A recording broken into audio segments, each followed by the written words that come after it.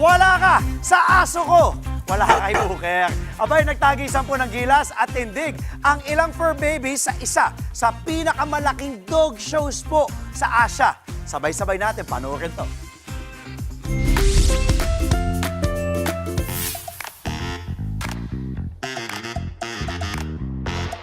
Wala ka sa aso ko! Nagtagisan ng ganda at liksi ang nasa 600 aso mula sa iba't ibang panig ng mundo sa tinaguriang one of the best dog shows in Asia. Sa Best in Show, yung top dog, ang tinitingnan mo doon is yung performance ng aso sa pagsishow. Kaya tinitingnan mo gaano kalinis gumalaw, gaano kayabang ng aso, yung may X factor. May mahigpit na pamantayan para malaman kung sino ang best of the best. Malayo pa, yung tindig pa lang niya, yung appeal niya, alam mo na, ay, alam mo, pumasok 10 aso, tinignan mo, sino ang pinakamukhang kamukha? It's an elimination process. Pero hindi lang daw po ito para sa foreign breeds. Dahil balak ng Philippine Canine Club Inc.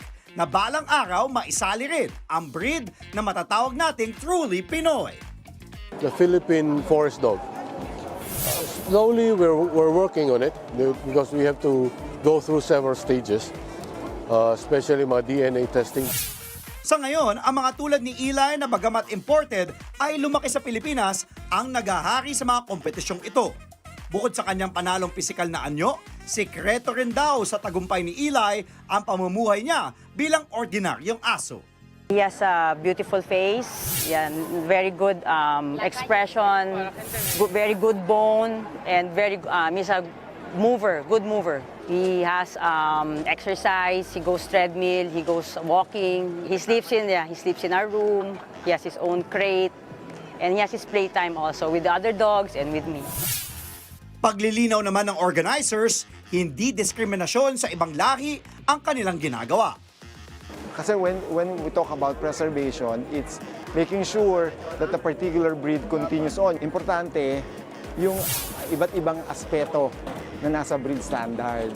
Whether it's a purebred dog or an Aspin, dapat yung dedikasyon mo sa pag-aalaga ng isang buhay, buuin mo, tuparin mo. Mga kapatid, Andre Felix po, manatiling may alam pagdating sa mga mahalagang balita sa loob at labas ng bansa. Mag-follow at mag-subscribe na po sa social media pages ng News 5.